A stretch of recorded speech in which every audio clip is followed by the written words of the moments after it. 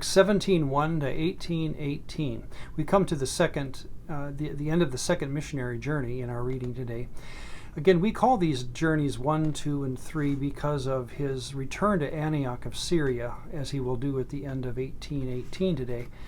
I doubt that Paul had in his mind these set journeys, or even that he numbered them, because he's going to spend usually weeks in a town, but sometimes, like in Corinth today, he'll spend a year and a half there. Later, he'll spend 3 years in Ephesus at the beginning of his third journey. So the idea of Paul moving about, I think he's leaving it totally to the mind or to the will of God. And we just, again, divide these travels into journeys for our convenience, but I don't think Paul would have thought in terms of these journeys the way we think of them now. Today in our reading, he moves through Thessalonica, Berea, Athens, and then Corinth before he heads across to Ephesus and back home. So let's just outline what happens there in short overview. In Thessalonica, he comes into town, and people complain because they say these men, Paul and Silas, are acting contrary to the decrees of Caesar, saying there is another king. So remember, in the pagan mind, when Paul speaks of Jesus having ascended and being Lord of Lords and God of Gods, that's a very anti-political statement in this context and in this society where Caesar claims to be, or the emperor claims to be divine and to be worshipped and such. He moves then to Berea, kicked out of that town as well because of Thessalonica men coming into that town. And he moves into Athens. We'll return there in a moment, but I want to mention Corinth. Here's what happens in the city of Corinth, a city to which he will return. Paul testified to the Jews that Jesus is the Christ, very common argument, of course, but when they opposed him and blasphemed, he shook his garments and said to them, "Your blood be upon your own heads, I am clean. From now on I will go to the Gentiles." Well, of course, we know that's been Paul's intention all along. But for a Jew to tell another Jew that I'm going to stop speaking to Jews and go to Gentiles, of course, is very dangerous news, or very hard to hear news from one Jew to another. Well, between these two cities, of course, he stops in Athens. It says that Paul was incensed by the number of idols that were in Athens as he walked into town. One commentator even uses the phrase, or translation, a veritable forest of idols that Paul had to work through. Of course, idolatry is a sore spot in the mind of Paul, in the mind of any good Jew, because that was the downfall of the Israelite kingdom back in the Old Testament. It's different, though, apparently, in Paul's mind for a Gentile to be attracted to an idol than a Jew. A Jew had Torah. A Jew had the oracles of God and yet resisted the truth. Whereas listening to this sermon of Paul in Acts 8 and in Acts 17 gives us maybe a different view of how Paul could use, shall we say, a best-case scenario for why idols are used in human worship. By the way, one of the early arguments they had against Paul when he came into town, they said the Epicurean and Stoic philosophers complained that he was proclaiming foreign gods to them because he preached to them Jesus and the resurrection. Well, the word resurrection, anastasis, can also be taken as a deity, Anastasia. And so probably Jesus and Anastasia were their understanding of what Jesus, or what Paul was saying, Jesus having a consort, a female goddess at his side called Anastasia, which would of course been a total misnomer, but maybe that's what they were misunderstanding. Well, as Paul begins to preach, or actually just having the ability to defend himself in this speech, Paul immediately goes to this in 17:24.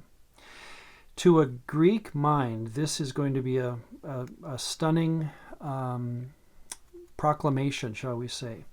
The Theos who made the world and everything in it. Again, Greeks have a hard time with one God creating everything. So Paul starts with that.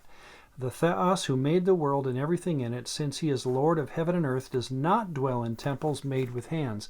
So in one fell swoop, in one verse, Paul not only says that the very thing you are frustrated by, or the idea that you don't grab onto, that there's one God who creates everything.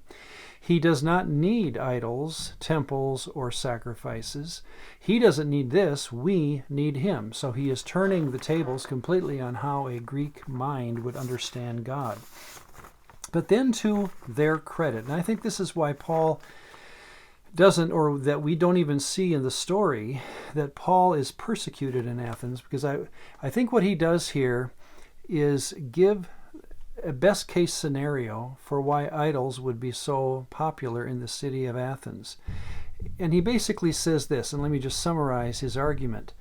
God has, since the beginning, declared where men would live and set boundaries and such so that they would seek him. I think the best case scenario for why humans use idols is because, yes, they are actually looking for something bigger than them, greater than them. And so Paul is giving credence, I think, to that idea, not to a Jew. Again, a Jew, to do this would be to turn from the very revelation that God gave them through Torah. But for someone who never had Torah, Paul is saying, I can see why you do this. And so Paul, I think, is being very gentle. However, he says this in 1730, beginning in 1730, truly these times of ignorance, notice how kind that is sounding, God has now overlooked, and he now commands all men everywhere to repent. We are back to the end of those sermon outlines that we saw so often. God sent Jesus, we killed him, God resurrected him, now he reigns, therefore repent. Well, what's missing from this sermon is the God sending Jesus part. He goes right to the repent, and here is why. Because God has appointed a day on which he will judge the world in righteousness by the man whom he has ordained. So Paul does include in his sermon the end of that, those outlines we've talked about. The important story at the end is that God has placed Jesus as the judge over the entire world. And how do we know this is true? How do we know that God has put Jesus in this position of being a judge over the very people who have so often turned from him and not given God his due?